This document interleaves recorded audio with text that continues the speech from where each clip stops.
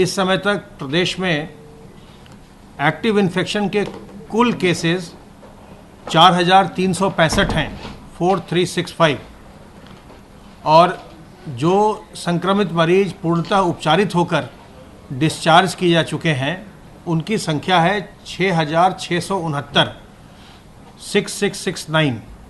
अब तक corona virus संक्रमित लोगों के कुल 301 लोगों की मृत्यु हुई है। आइसोलेशन वार्ड्स में 4,482 मरीजों को रखकर उनका इलाज किया जा रहा है और फैसिलिटी क्वारंटाइन में इस समय 7,736 लोग रखे गए हैं, जिनके सैंपल लेकर के उनका परीक्षण कराया जा रहा है। जो मरीज़ आइसोलेशन वार्ड्स में हैं, जिनका इलाज चल रहा है, उनमें से 115 ऑक्सीजन सपोर्ट पर और 9 वेंटिलेटर सपोर्ट पर रखे गए हैं। कल प्रदेश में 12,666 सैंपल्स की जांच की गई। पूल टेस्टिंग के माध्यम से 5-5 सैंपल के 965 और 10-10 सैंपल के 89 पूल लगाए गए और इनकी जांच की गई।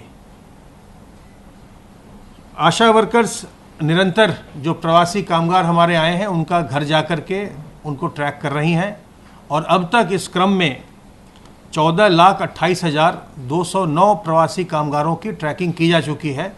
हालांकि जैसा आप जानते हैं कि प्रदेश में 30 लाख से अधिक कामगार आए हैं, किंतु आशा वर्कर्स उनके घर घर जाकर कर रही हैं और अब तक 14,28,209 प्रवासी कामगार की ट्रैकिंग हो चुकी है। इसमें 1,300 से अधिक लोग किसी न किसी लक्षण वाले मिले हैं, जिनको खांसी हो रही है या जुकाम है या उनके बुखार है, सांस फूल रही है, तो उनकी सूचना उन्होंने दी है और उनके सैंपल्स लेकर के उनकी जांच करवाई जा रही है कि क्या उनमें कोई संक्रमण है अथवा नहीं है।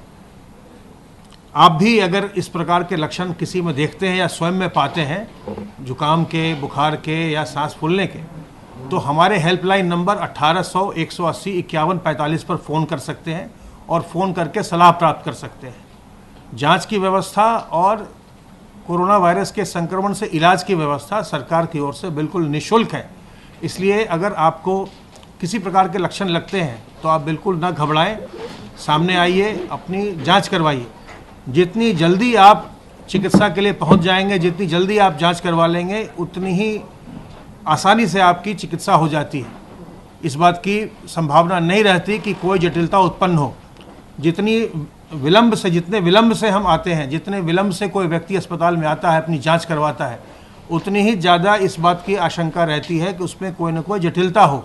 इसलिए ज़रूरी है कि जैसे ही हमें कोई लक्षण पता चले हम तत्काल अपनी जांच करवाएं। हम जिला चिकित्सालय जाएं, जिला प्रशासन को बताएं, हेल्पलाइन नंबर 1800-180-5145 को फ़ोन करें। जो मास्क आप बिल्कुल जैसे जो अगर ट्रिपल लेयर मास्क इस्तेमाल कर रहे हैं, जो आप बाज़ार से ख़रीदते हैं, तो उसको प्रयोग करने के बाद दोबारा प्रयोग में नहीं लाना है। उसको एक बार से ज़्यादा प्रयोग में नहीं लाइएगा। उसको प्रयोग करने के बाद आप उसको हो सके तो साबुन पानी से धो करके तब उसको डस्टबिन में फेंक दीजिए।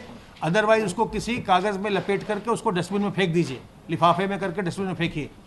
जो रीयूजेबल मास्क है, जो गमछा है, रुमाल है, दुपट्टा है या कपड़े का बनाया हुआ मास्क है, इसको प्रयोग करने के बाद इसको साबुन पानी से और गर्म पानी से साफ़ करिए और साफ़ करने के बाद ही दोबारा प्रयोग में लाइए, नहीं तो संक्रमण का भय रहेगा।